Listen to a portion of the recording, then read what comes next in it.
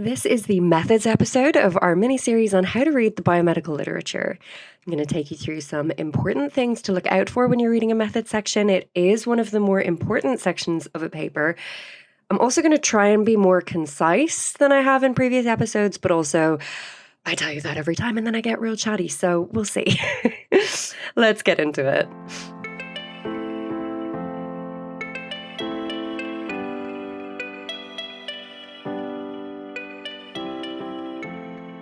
Okay, so like I say, the methods episode is one of the more important sections of a paper. It's not there to teach you how to do experiments. I don't want you to look at it as education, nor do I want you to walk away from it knowing exactly how to do the protocol from memory, having memorized that you're going to be able to go and do this experiment. No, it's not quite like that. I want you to look at it as something that's going to allow you to figure out whether or not you trust the results in this paper. So the results section tells you what happened, and the methods are more about telling you whether it had to happen or not, or whether alternative explanations are still plausible and could be what's doing the work here. So in that sense, I want you to think of the method section as a constraint document. It defines what the data can and cannot support. Now, often that happens unintentionally and unavoidably. Okay, so here's the first hard standard for you. If you finish reading the methods and you can't tell what kind of evidence this paper generated, whether it's observational, perturbational, mechanistic, descriptive, then the rest of the paper is already on shaky ground. And that's not just criticizing authors in terms of stylistic choices. This is actually like a structural problem. You do not need to understand every technique, but you do need to understand what the techniques allow you to conclude and what they rule out. So if you're watching this miniseries in order, then you'll already know that experienced readers generally don't actually read the paper in order from start to finish. We generally start with looking at what the results are through the figures and results. And then we come to the methods. Now, you're not necessarily reading it line by line, front to back within the methods section, just like you're not within the whole paper. What you're actually doing is going to interrogate it as part of the evidence suite that you're looking at. You enter the method section with your questions already formed. Do I trust these comparisons? Is the resolution appropriate for this question?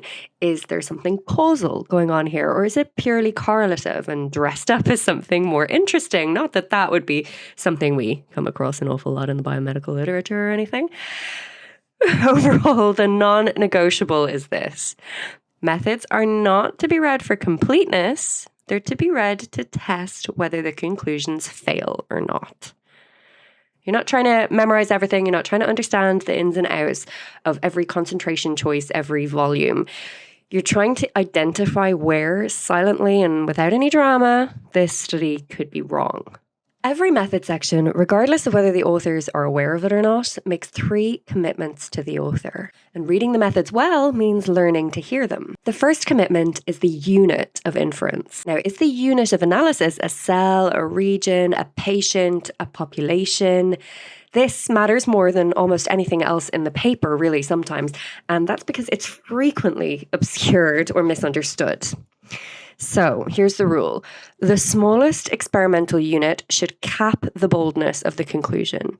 If your experiment involves 5 mice and you're measuring 10 cells per mouse, your sample size is not 50.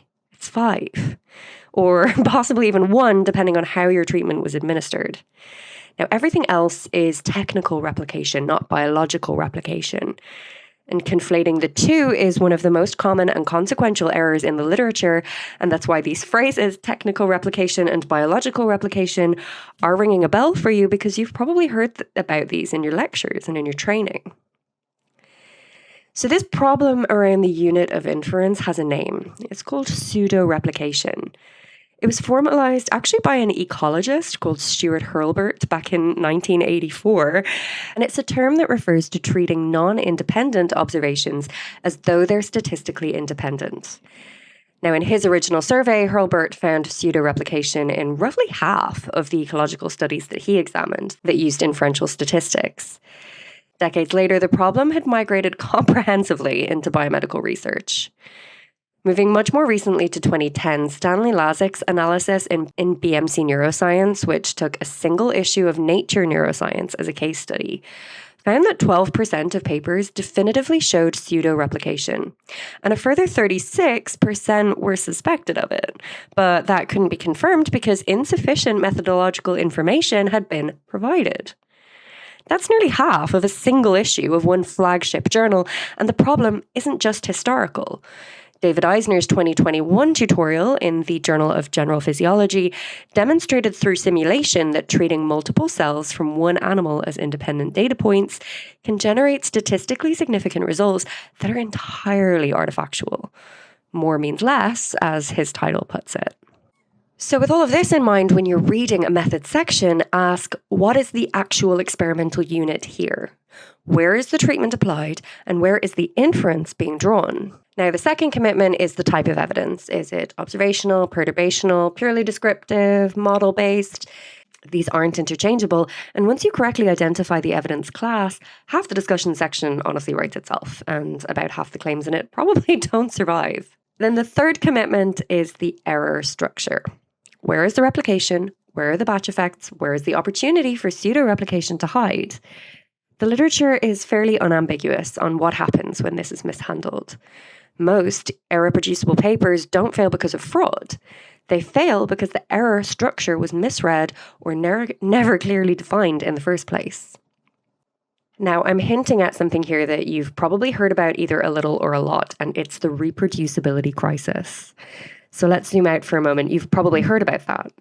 Now, it's worth being precise about what the evidence actually shows because it's simultaneously more alarming and more specific than the general discourse might suggest. So one of the earlier causes for alarm was in 2012 when Begley and Ellis published a commentary in Nature that stopped a lot of people in their tracks. Researchers at Amgen had spent 10 years attempting to reproduce the findings of 53 landmark preclinical cancer studies. I can't even imagine how much effort this was. Depressingly, they confirmed the findings in only 6. That's 6 out of 53 big, huge studies. Are you kidding me? That's only an 11% success rate. Bayer, then running a similar exercise, independently managed to validate only about 25% of the preclinical studies that they examined. It's better, but it's still horrible. These numbers, they get quoted a lot, and they should.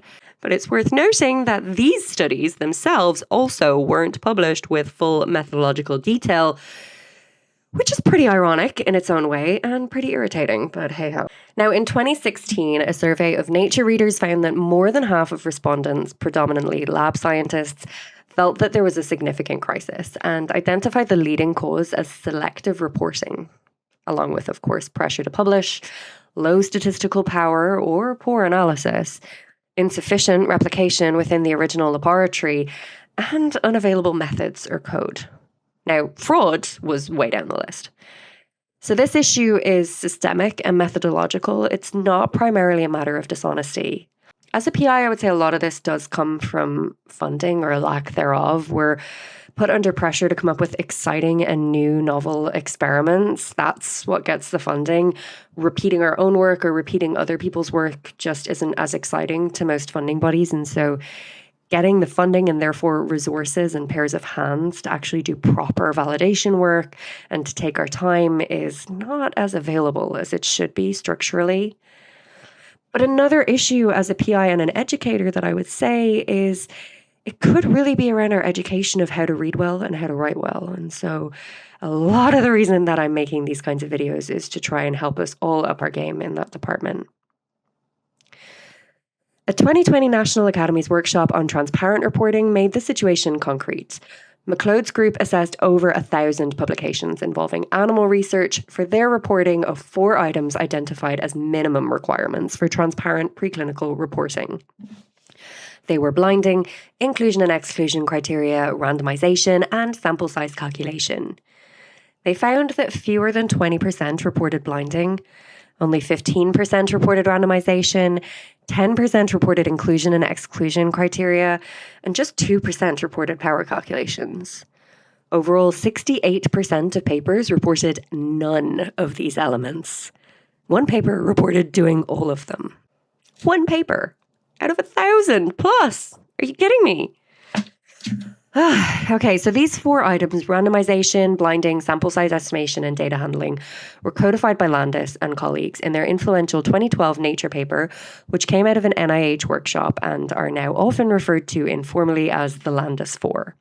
The principle is straightforward. All preclinical animal studies should include details about whether and how these animals were randomized to groups, whether investigators were blinded to treatment allocation during analysis, how sample size was estimated in advance, and how data, including outliers, were handled. These aren't advanced methodological demands, they're table stakes. And the evidence suggests most published papers don't meet them. Now, one layer deeper, as Errington from the Cancer Reproducibility Project noted, many papers provide too little detail about their methods for replication teams to recreate the original experimental setup accurately. So replication teams often had to spend considerable time tracking down protocols and reagents from students or postdocs who had long since left the original laboratory. This has happened in our own team as well. I can say we spend more time than we should on ResearchGate or LinkedIn or trawling emails that we found in PubMed, trying to get in touch with the human that actually did the work to fill in the gaps that aren't there in the methods section of the paper. Now, this isn't malice, it's the structure of how science is published and how careers are organized. The original authors are writing grants and running new experiments. The protocols from the paper that launched a whole field are sitting in someone's lab notebook somewhere, possibly annotated in pencil. It's far from ideal, and honestly, we could all do a lot better. The reproducibility crisis, though, it's not primarily like a moral or personal failure. It's largely a methods reading and methods reporting failure. The two are very much connected. Okay, so like all the videos in this mini-series, I do want to give an overview about what kind of things that you should look for in this section, being the methods section, depending on the stage of your training that you're at. So for undergraduate or early readers, beginners, your job is simple. Ask only, what kind of experiment is this? Don't try and evaluate the technical quality just yet. You really don't need to be getting into the nitty-gritty. But if you can't sketch the general experimental logic from the methods headings alone, then slow down. That's information in itself, and you might need to do some Googling here. If you're a master's or early postgraduate student, it's time to start matching the methods to the claims. So for every major conclusion in the abstract, ask, what kind of evidence would you really need to support that? And does this paper have it? Is the evidence class appropriate to the inference being drawn? At PhD level, you want to read the methods defensively. Look for that pseudoreplication. Look for overloaded techniques, methods being asked to answer questions they weren't designed for. Look for mismatches between the biological question and the technical resolution available. A single-cell RNA sequencing dataset can tell you a lot about gene expression states, but it cannot on its own tell you about the causal mechanisms without substantial additional experimental work. Weak claims almost always start with indulgent methods that technically generate data without constraining what those data mean. If you're a postdoc, PI, clinician, or reviewer, then methods become a credibility test. You're asking, is this the minimum necessary sophistication for the question, or is it just a really fashionable one? Is the complexity in service of the biology, or is it complexity for its own sake? Because elaborate methods signal effort and investment, regardless of whether they're appropriate sometimes. This distinction can matter enormously for interpreting what the paper can actually claim.